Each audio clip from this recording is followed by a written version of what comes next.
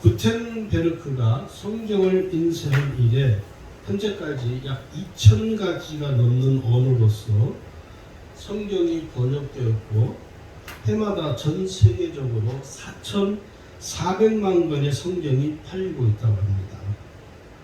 미국의 모든 가정에는 평균 6권 이상의 성경책이 있다는 통계가 있습니다. 성경은요, 세계에서 현존하는 베스트셀러 중에서 최고의 베스트셀러라고 말할 수 있습니다. 전 세계 베스트셀러 이 성경은 과연 어떤 책일까요? 오늘 말씀은 성경은 어떤 책일까요? 라는 주제를 가지고 말씀을 전하려고 합니다. 성경은 우리가 잘 아는 것처럼 신약 성경과 구약 성경으로 크게 나뉘어져 있습니다. 성경은 약 40명의 저자에 의해서 약 1600년의 기간에 걸쳐서 기록된 책으로 주석가들은 그렇게 이야기하고 있습니다. 성경은 총 66권으로 구성이 되어 있죠. 성경은 구약이 39권이고 신약이 27권으로 총 66권입니다. 이 성경 66권은 전체를 이야기하면 1189장으로 구성이 되어 있습니다. 구약은 929장, 신약은 260장, 절로 나누면 31,173절인데 구약은 23,214절이고 신약은 7,959절로 되어 있다 하는 것이죠.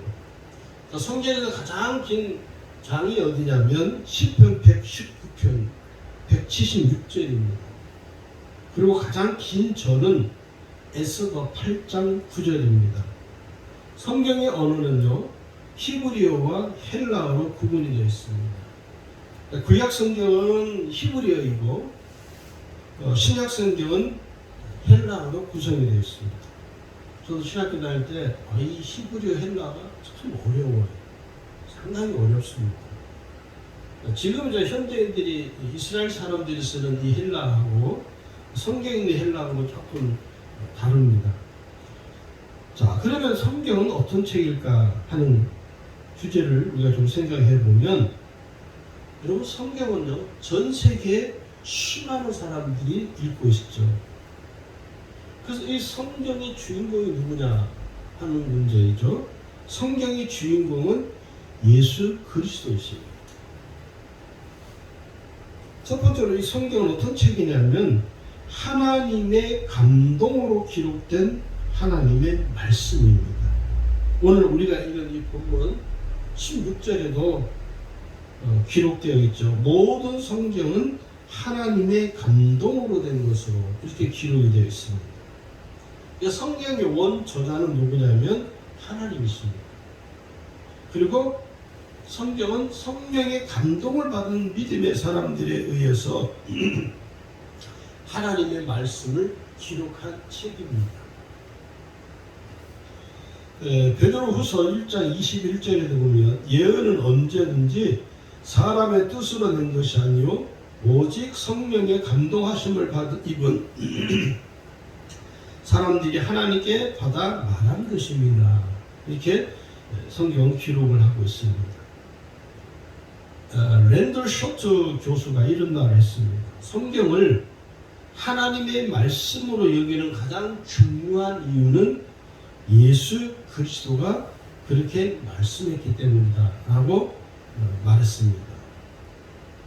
마태복음 4장을 보면 우리가 잘 아는 것처럼 마귀가 예수님을 시험하죠.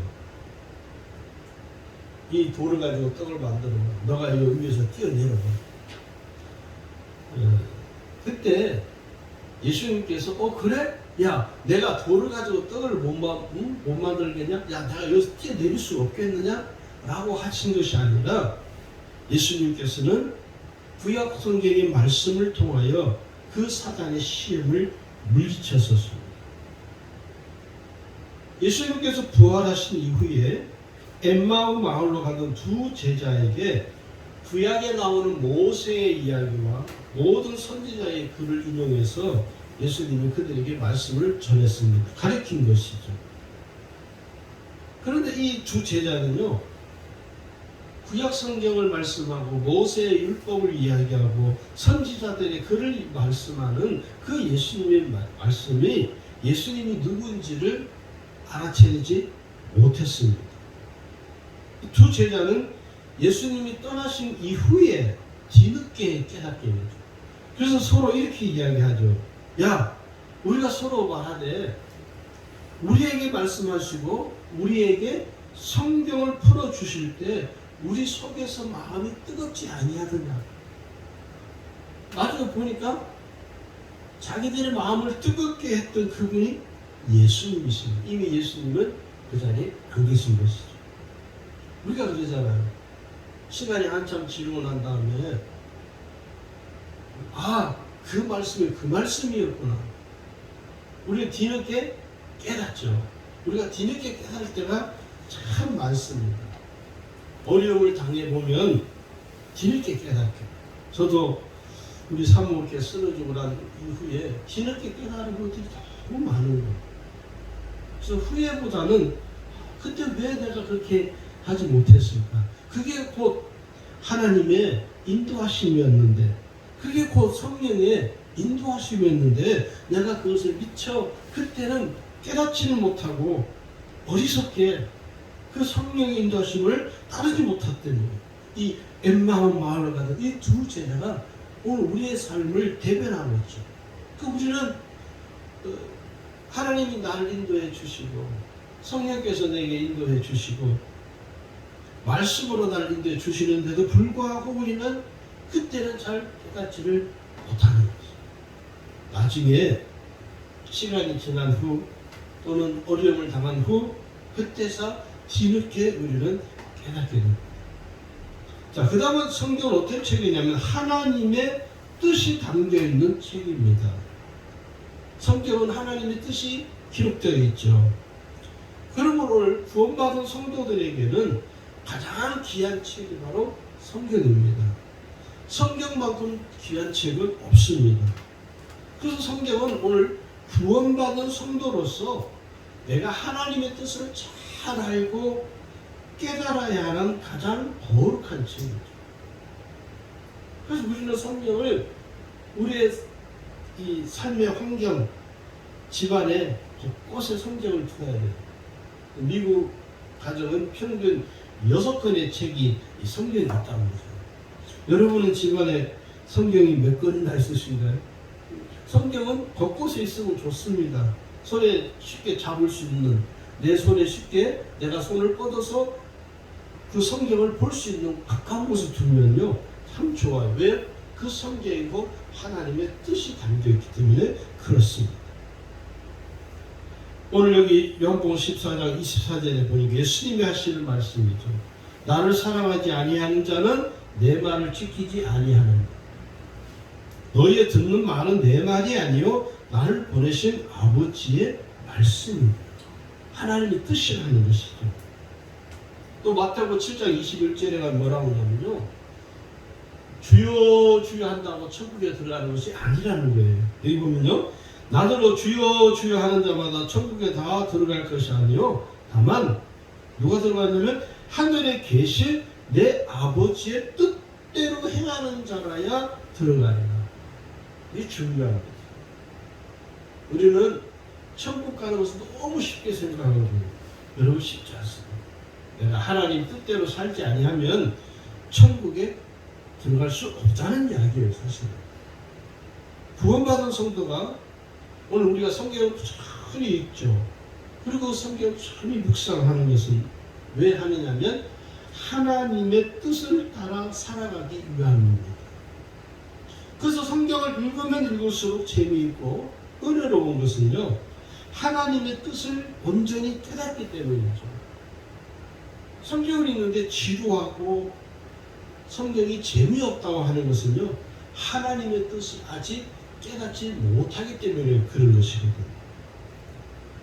그 다음에 세 번째, 성경은 어떤 책이냐면 성경은 구주이신 예수 그리스도에 관한 예언의 책입니다. 구약 성경은요 오실 메시아를 예언한 책이죠. 신약 성경은 뭐냐? 이 세상에 메시아로 오신 예수 그리스도의 공생애와 복음 증거를 위하여 사도행전과 서신서로 구성이 되어 있습니다. 이 예수님의 재림에 관한 예언은요, 1518회가 성경에 기록되어 있다고 해요. 그 다음에 네 번째는요, 성경은 영이신 말씀이시며 생명이신 말씀이라는 것입니다. 하나님의 말씀은 영이시고 하나님의 그 말씀은 생명이 됩니다. 예수님이 말씀하시면 죽은 자도 살아나죠. 죽은 나사로가 예수님의 말씀을 듣고 믿으면서 걸어나오죠. 살아나온 것이죠. 요한복음 6장 63절에도 예수님이 뭐라고 하냐면 내가 너희에게 이른 말이 영이요 생명이다. 그러니까 예수님이 하신 그 영이시고 생명 되시는 그 말씀을 믿고 그 말씀을 의지하면 오늘 저와 여러분의 삶에도 생명이 살아나는 역사가 일어나게 된다는 거예요.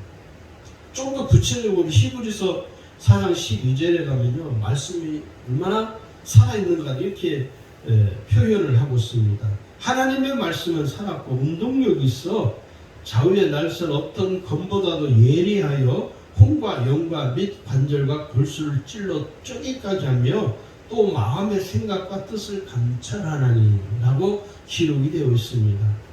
그 하나님의 말씀이 살아있어서 나의 골수를 쪼개서 나의 완악한 마음을 깨부시게 하셔서 나로 하여금 온유한 마음, 부드러운 마음, 주님을 사모하는 마음을 품게 하신다. 뭐가요? 주의 말씀. 그 다음에 다섯 번째는요, 성경 어떤 책이냐면 믿음의 능력이 되시는 말씀이십니다. 성경을 믿는 사람은요, 경험하는 게 있습니다. 뭡니까? 믿음의 능력을 경험합니다. 왜냐? 하나님의 말씀이 능력이기 때문에 그렇습니다. 요한복음 13장 35절에 성경을 폐하지 못하나니 라고 기록이 있습니다. 여러분, 성경은 이 세상이 심판당하는 그날까지 성경은 존재합니다. 성경은 불태워온다고 해서 없어지는 책이 아닙니다. 성경은 오늘 이 세상이 존재하는 그날까지, 예수님이 재림하시는 그날까지 성경은 존재합니다. 왜요? 하나님의 말씀이기 때문에 그렇다는 거예요. 우리가 주의 깊게 생각하고 봐야 될 이 세 가지 사건이 성경 속에 기록이 되어 있습니다. 그래서 성경을 큰 틀에서 이 세 가지 사건으로 구분을 할 수 있습니다. 첫 번째 사건이 뭐냐면 우주 만물을 창조하신 창조 사건입니다. 하나님께서는 이 세상의 모든 우주 만물을 창조하신 창조주이십니다.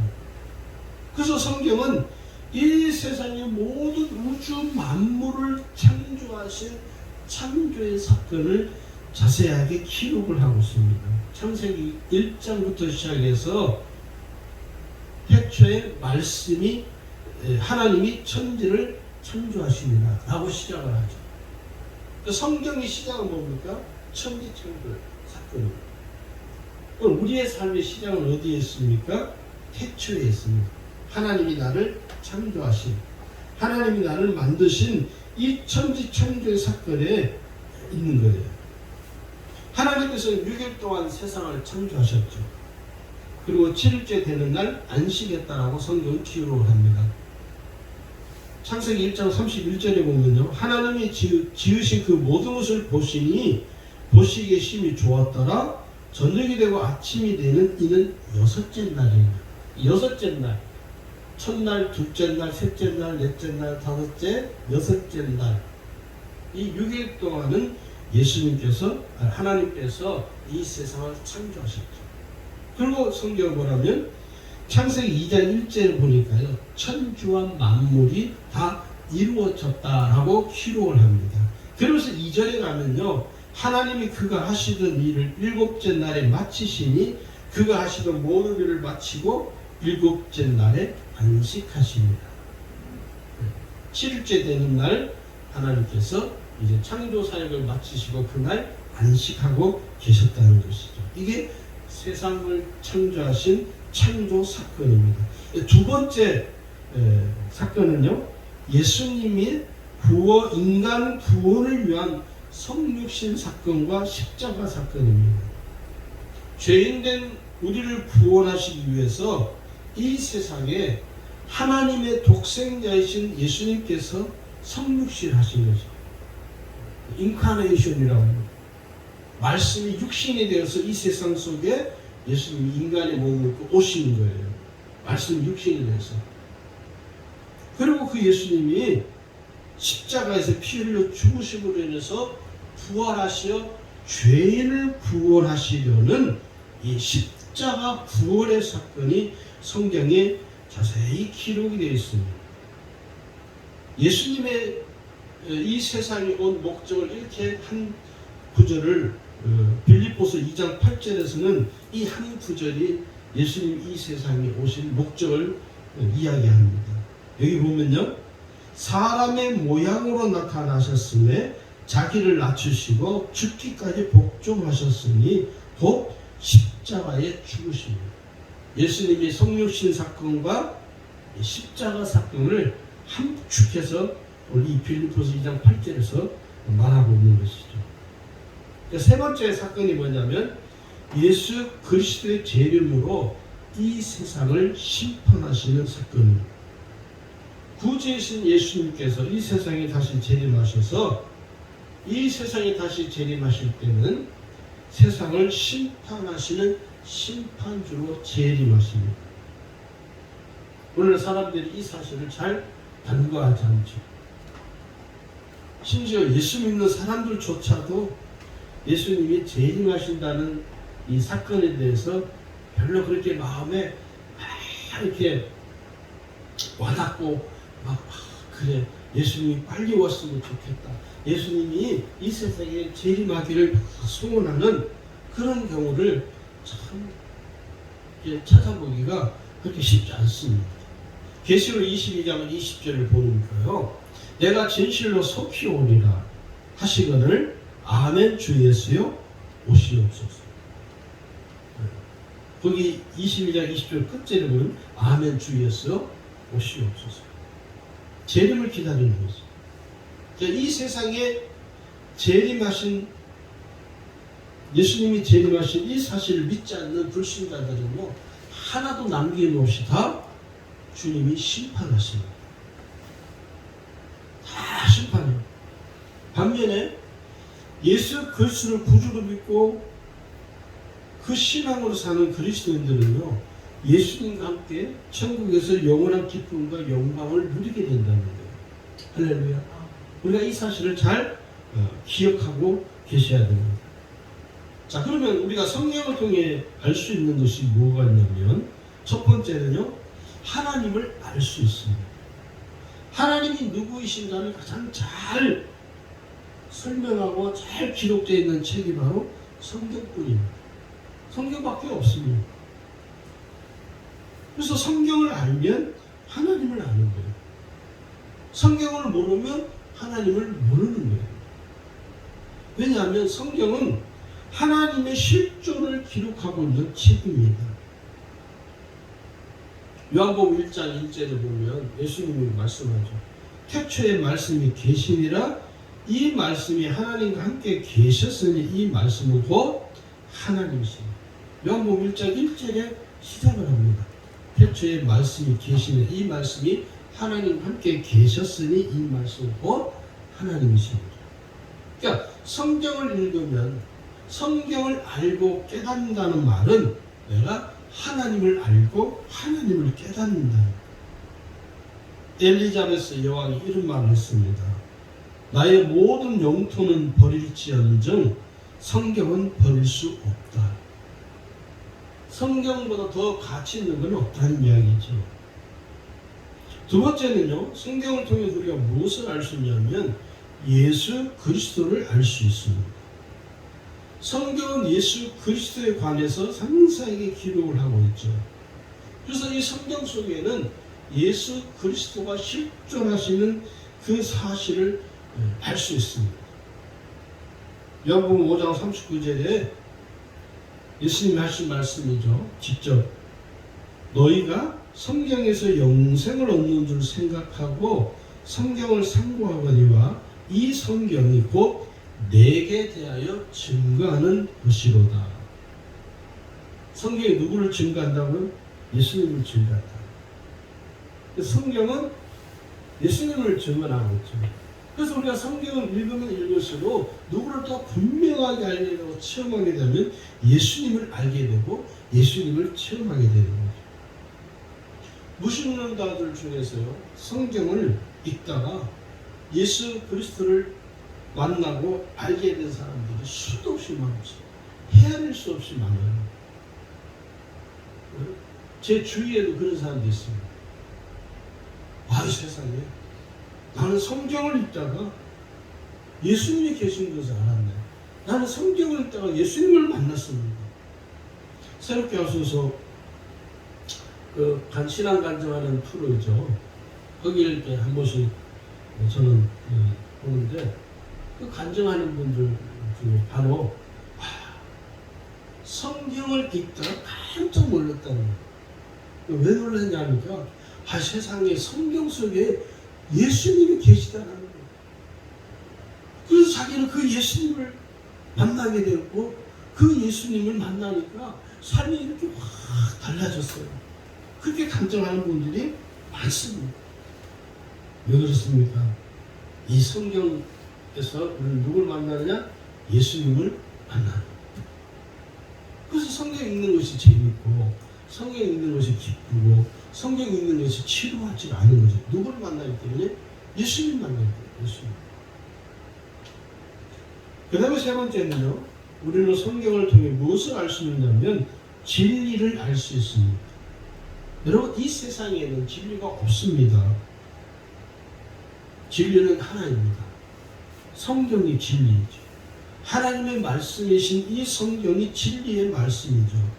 그래서 진리는 뭐냐? 변하지 않는 게 진리예요. 변하는 건, 가변하는 건 진리가 아닙니다. 그래서 성경을 알면 내가 진리를 알게 되는 거예요. 오늘 많은 사람들이 무엇 때문에 삶을 방황하는 줄 아십니까? 진리를 모르기 때문에 방황하는 거예요. 타종교의 사람들이 왜 도를 닦아야 것입니까? 진리를 알기 위해서. 제가 또 특정한 종교를 말할 수는 없지만 종교에 몰입하는 사람들이 진리를 알기 위해서, 진리를 깨닫기 위해서 얼마나 수고를 합니까? 고행을 하는단 말이에요. 그런데 진리를 발견하지 못하죠. 왜 그러는지 아십니까?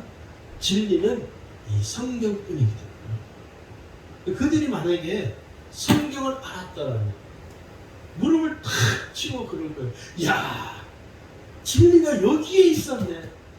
진리의 말씀이 성경을 놔두고 다른 곳에서 막 진리를 찾으려니까 진리를 찾을 수가 없는 거예요. 성경이 진리라는 사실을 우리는 알아야 됩니다. 요한복음 17장 17절에 예수님 말씀하죠. 저희를 진리로 거룩하게 하옵소서. 아버지의 말씀은 진리입니다. 예수님도 하나님의 말씀이 진리라는 사실을 우리에게 증언해 주고 계시잖아요. 윌리엄 러셀이 이런 말을 했습니다. 인간의 모든 발견은 성경에 나타난 진리를 더욱 확실하게 증거하는 것에 불과하다. 저는 이게 참 옳은 말이라고 생각합니다. 인간이 발견한 모든 발견은 성경에 나타난 진리를 더 확실하게 증거하는 것에 불과하다. 네 번째는요, 성경을 통해 우리가 알 수 있는 게 뭐냐면 영생의 길을 알 수 있습니다. 여러분, 영생이 뭡니까? 어려운 말 같죠? 어려운 말이 아니죠? 성경은 영생의 길을 알려주는 책이에요. 유일하게 성경 속에서 영생을 얻을 수 있는 길을 제시하고 있습니다. 죄인된 인간이 스스로 영생을 얻을 수 있습니까? 얻지 못합니다. 하나님께서는 죄인된 인간들에게 영생을 얻을 수 있는 길을 열어놓으셨어요. 그 길이 누굽니까? 예수 그리스도. 여기 요한복음 17장 여러분 3절을 한번 보실까요? 요한복음 17장 3절에 보면 영생은 곧 유일하신 참 하나님과 그가 보내신 자 예수 그리스도를 아는 것이니.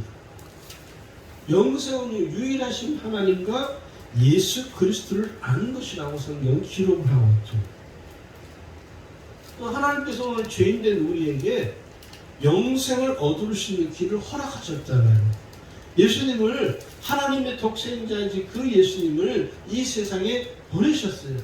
그 예수님이 영생의 길이 되신 것이죠. 그래서 예수 그리스도를 믿고 죄에서 구원받으면 영생을 얻은 것입니다. 그 영생을 얻은 증거가 뭡니까? 내가 하나님의 자녀가 된 거예요. 여러분 하나님의 자녀이시잖아요. 내가 하나님의 자녀가 됐다는 말은 나는 이제 영생을 얻었다는 거예요.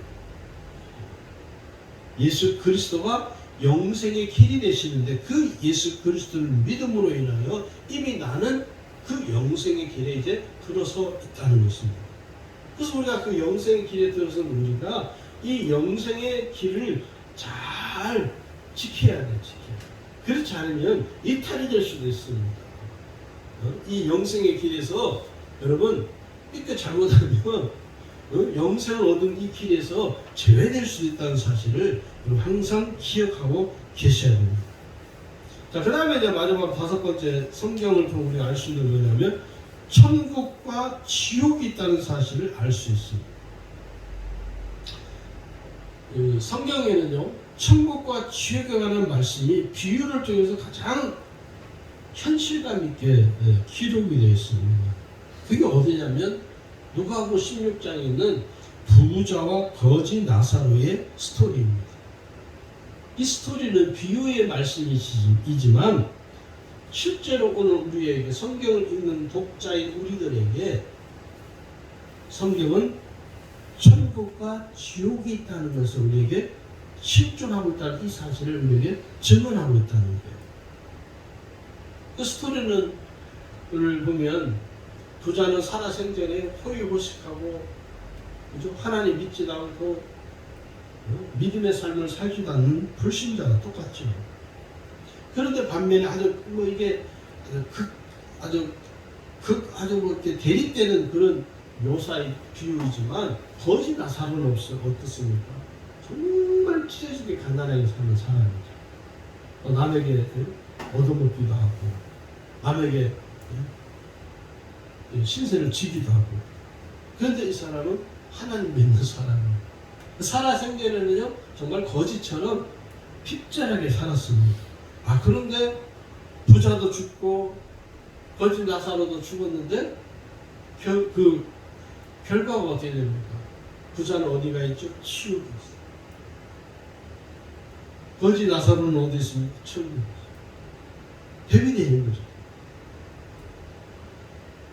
그래서 이 부자가 그 고통이 너무 심하니까 물 한 방울만 내 혀에 찍어달라고 사정을 하죠. 그러나 그 일이 허락되지 않습니다. 내 형제들이 있는데 내 형제들에게 가서 이것을 오지 말라고 좀 전해달라고 그것조차도 허락되지 않습니다. 그게 곧 지옥이라는 것이죠. 이게 단순히 부자와 거지 나사로의 이야기는 천국과 지옥이 있다는 사실을 우리에게 분명하게 증명하고 있다는 것이죠. 그래서 우리가 이 스토리를 통해서 내가 지옥 가지 않으려면 내가 천국에서 삶을 살아가려면 내가 이 세상에서 어떻게 살아야 되는가를 오늘 우리에게 말씀하고 있다는 것입니다. 자, 그리고 마지막으로 성경을 그러면 우리가 어떻게 대해야 되느냐. 어떤 분들은 이 성경을 그냥 좀 함부로 하는 분들이 있어요. 그리스도인들 중에서도 성경을 막 너무 함부로 막 취급하는 분들이 있습니다. 참 우리가 좀 그런 잘못된 태도는 좀 지양을 해야 돼요. 성경을 대하는 올바른 태도가 있는데요. 오늘 우리가 꼭 지녀야 될 우리의 신앙의 태도이죠. 첫 번째는요, 말씀을 전적으로 믿어야 합니다. 믿지 않으면 하나님의 말씀이 들려지지 않죠. 믿지 않으면 하나님의 말씀을 받을 때 믿음의 역사가 일어나지 않습니다. 로마서 10장 17절에 말씀하기를 믿음은 들으면서 나며 들음은 그리스도의 말씀으로 말미암습니다. 저는 제가 설교를 잘해서가 아니라 제가 이제 설교한 걸 유튜브에 매주 올리거든요. 주일 예배 하면은 수요 예배를 제가 아직 못 오니까 못 올립니다. 저는 제가 설교한 걸 제가 봅니다. 자주 제가 설교한 것을 보면서 이 설교는 박예가 목사가 설교한 것을 저는 받아들이지 않고 하나님의 말씀으로 저는 그렇게 이해해요. 그래서 제가 한 설교를 들어요. 어떤 목사님 그러는 목사님, 박 목사님은 본인이 설교한 거 들으면 낯간지를 줄 알는 거예요. 처음에는 낯간지러웠는데 지금은 안 돼요. 제가 한 설교를 제가 이렇게 보면서 이게 이 설교를 내가 했구나 그렇게 생각하면 낯간지러워서 못 듣죠. 근데 하나님의 말씀으로 전적으로 믿고 듣는 것이죠. 왜? 그 말씀을 들으면 내 속에서 믿음의 역사가 일어난다고 분명히 믿기 때문에. 그래서 여러분 하나님의 말씀을 전적으로 믿는 믿음을 가지고 말씀을 대해야 해요. 두 번째는요, 말씀 안에 거해야 돼요. 말씀 안에 거하는 믿음으로 살지 않으면 우리의 삶에 믿음으로 사는 삶이라고 말할 수가 없다는 거죠. 그래서 우리가 항상 하나님의 말씀 안에 거하는 믿음을 소유해야 돼요. 그래야 그 말씀 안에 거하는 믿음이 있어야만이 내가 온전한 신앙생활을 할 수가 있는 거예요. 예수님이 말씀하시죠. 요한복음 8장 31절 32절에 보니까 너희가 내 말에 거하면 참 내 제자가 되고 주의 말씀 안에 거해야만이 주의 제자가 될 수 있다는 거예요. 그러면서 뭐라고 말씀하냐면 진리를 알지니 진리가 너희를 자유케 하리라. 우리는 진리로서 자유한 사람들입니다. 이 세상에 우리는 얽매인 자들이 아닙니다. 우리는 이 세상에 속한 자들이 아닙니다. 왜요? 진리의 말씀이 나를 세상에 속하도록 내버려두지 않습니다. 내가 하나님의 말씀 안에 거해 있다면 내가 진리 안에 거해 있다는 거예요. 또 진리가 나를 자유케 하기 때문에 사람에게 속하거나 내가 어떤 세상에 속해서 세상에 얽매여서 세상을 따라 살아가는 삶을 살지 않게 된다는 것이죠. 여러분 말씀 안에 거하지 않으면요 우리가 은혜의 삶을 살아갈 수가 없습니다. 내가 말씀 안에 거하지 않으면요 심령이 메말라지게 돼요. 그럼 우리가 말씀 안에 거하는 믿음으로 살려고 애를 쓰셔야 합니다. 세 번째는요, 말씀을 묵상해야 합니다. 하나님의 뜻을 알고 깨닫고 그 뜻을 따라 사는 온전한 신앙생활을 잘 하기 위해서는요, 말씀을 지속적으로 묵상해야 됩니다. 구원받은 그리스도인으로서 하나님이 기뻐하시는 삶을 살아가기 위해서는요, 말씀을 묵상해요. 묵상하는 것이 얼마나 큰 능력이 있는가를 여러분 아셔야 됩니다. 제가 이런 말을 써봤습니다. 말씀 묵상은 예수님을 묵상하는 거룩하고 정결한 신앙입니다. 말씀 묵상은 예수님과 동행하는 거룩하고 정결한 삶입니다. 말씀 묵상하면서 내가 항상 누구를 기억합니까? 예수님을 기억하는 거예요. 그리고 예수님을 내가 늘 기억함으로 인해서 나의 삶이 예수님과 실제로 동행하는 삶이 가능해집니다. 사람들이 그러거든요. 동행이라는 말을 상당히 부담스러워요. 예수님과 동행하는 삶을 부담스럽게 여기는 성도들이 의외로 많습니다. 왜? 자기가 가서는 안 될 자리, 자기가 있어서는 안 될 그곳에 가기 때문에 그런 것 같아요. 예수님이 거기에 같이 계시니까. 우리가 항상 참 이 예수님을 늘 기억하고 묵상하게 되면요, 나의 삶의 태도가 달라져요. 남의 하는 것도요, 지금 예수님이 내가 지금 무슨 말을 하는지 다 듣고 계시죠. 맞습니까? 예수님이 지금 내가 어디를 가는지 다 아시고. 그러니까 성도들이 예수님과 동행하는 그 삶 자체에 대해서 매우 부담스러워.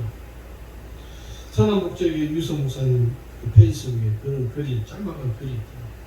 성도들이 예수님과 동행하는 것을 부담스러워. 그런 것 같아요. 왜? 내가 죄 짓는 자리에 가야 되는데, 이 세상 쾌락에 빠진 이 자리에 내가 가서 즐겨야 되는데, 예수님과 동행한다면 즐길 수가 없는, 갈 수가 없는 것이죠. 그러니까 오늘 성도들이 예수님과 동행하는 삶에 대해서 매 부담스러워합니다. 여러분, 그 부담스러워한 마음들을 해결하셔야 됩니다. 내가 예수님과 동행하는 삶을 사는 것처럼 가장 은혜로운 삶이 없다는 사실 우리가 깨달으셔야 됩니다. 네 번째는요, 말씀을 대하는 태도는요, 말씀에 순종해야 합니다. 하나님의 말씀에 순종하지 않으면요, 올바르지 못한 신앙이죠. 내가 하나님의 말씀에 순종하는 신앙이 신실한 신앙입니다.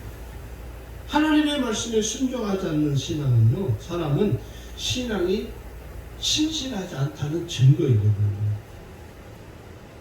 요한복음 10장 27절에 보니까요, 내 양은 내 음성을 들으며 나는 저희를 알며 저희는 나를 따르느니라.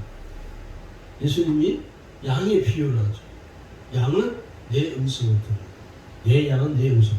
오늘 저와 여러분 누구의 양입니까? 예수님의 양. 예수님이 우리의 목자가 되시잖아요.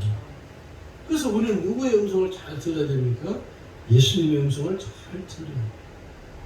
그러면서 예수님께서 요한복음 8장 47절에 보면 이렇게 또 말씀합니다. 구체적으로 하나님께 속한 자는 하나님의 말씀을 듣나니 너희가 듣지 아니함은 하나님께 속하지 아니하였습니다. 오늘 저와 여러분 누구에게 속했습니까? 하나님께 속했습니다. 그래서 우리는 하나님의 말씀을 잘 들어야 됩니다. 잘 들어야 순종할 수 있거든요. 잘 듣지 못하면요, 순종할 수가 없습니다. 마지막으로 순종은 즉각적인 믿음의 반응입니다. 순종은 현재 진행형 믿음이에요. 순종은 나중에는 할 수 없는 것입니다. 그러면 성도 여러분, 하나님께 순종하는, 하나님의 말씀에 순종하는 것을 미루지 말고 즉시 순종하는 믿음으로 살아갈 수 있기를 주의 이름으로 축원합니다.